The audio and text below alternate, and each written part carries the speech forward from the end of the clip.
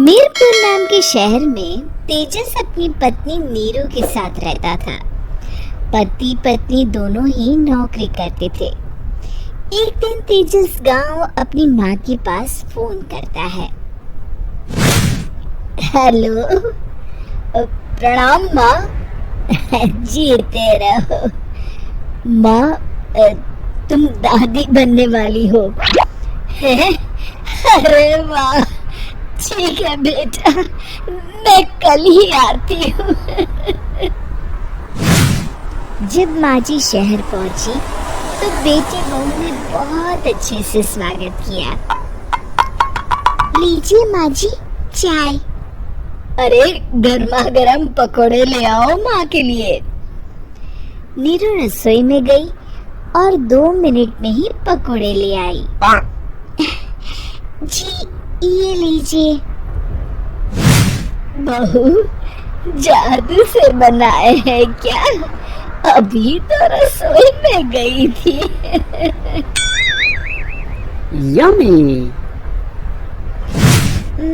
माँ जी, शीला रसोई में पकोड़े तल रही है, मैं बस लेकर आई।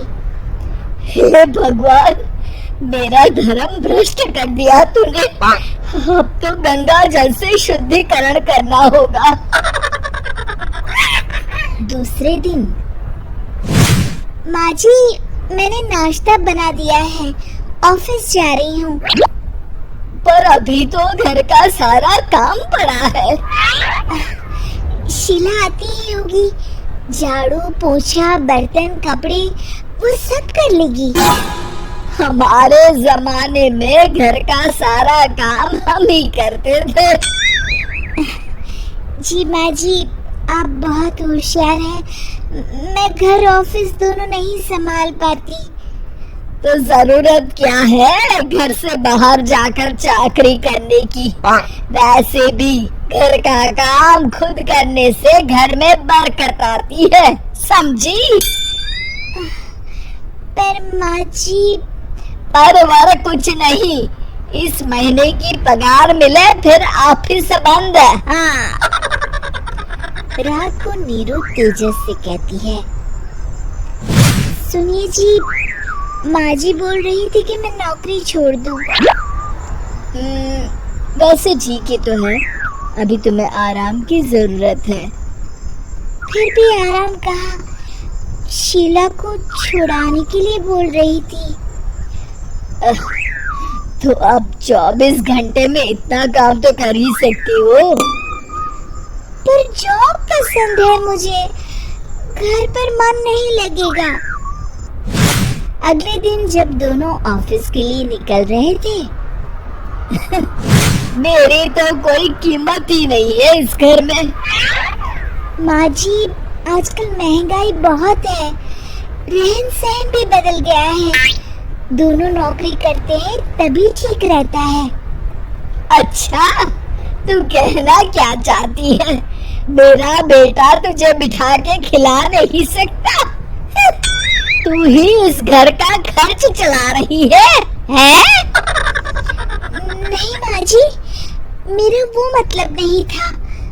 मतलब खूब समझती हूँ, ये बाल धूप में सफेद नहीं किए मैंने। हाँ। अब तो ये रोज का काम हो गया था। तेजस भी रोज की झिकझिक से परेशान हो गया था।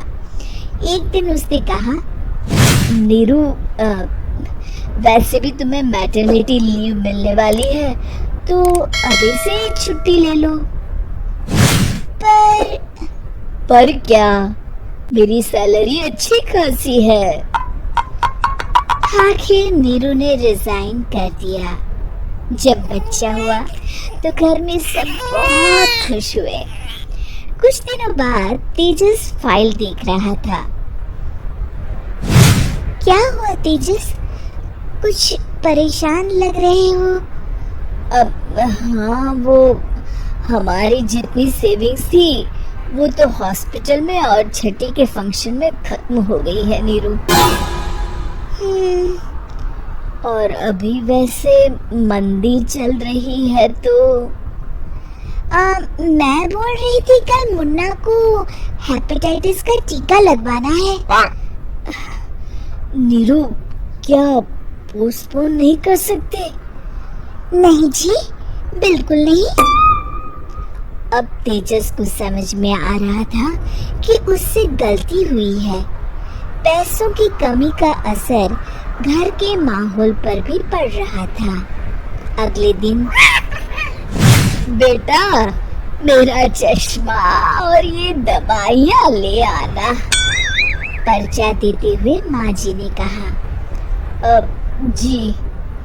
तेजस, मुन्ना के लिए दूध का डिब्बा और डायपर भी ले आना, और ये किराने के सामान की लिस्ट है, इसे भी लाना है।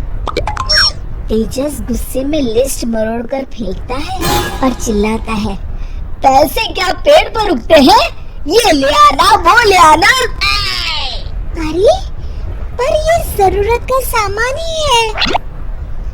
वो गुस्से में बिना कुछ कहे ऑफिस चला गया। अरे लंच तो ले जाइए। नीरू दौड़कर डिब्बा पकड़ाती है। एक दिन खाना खाने के बाद, नीरू,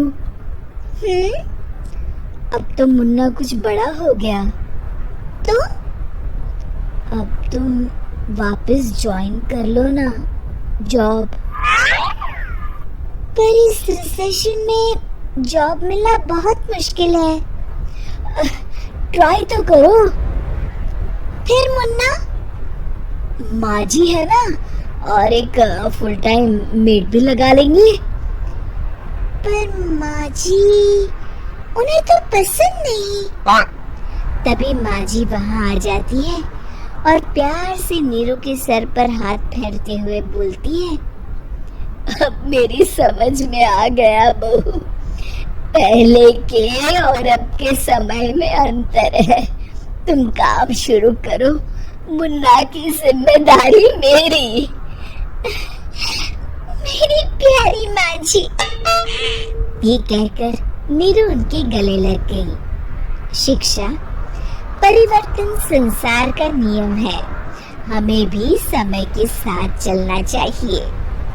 उम्मीद है कि आपको हमारी ये कहानी पसंद आई होगी। कृपया हमारे चैनल को सब्सक्राइब करें और सभी अपडेट्स के लिए बेल आइकन जरूर क्लिक करें। और हाँ, वीडियो लाइक और शेयर करना मत भूलिएगा। Bye bye.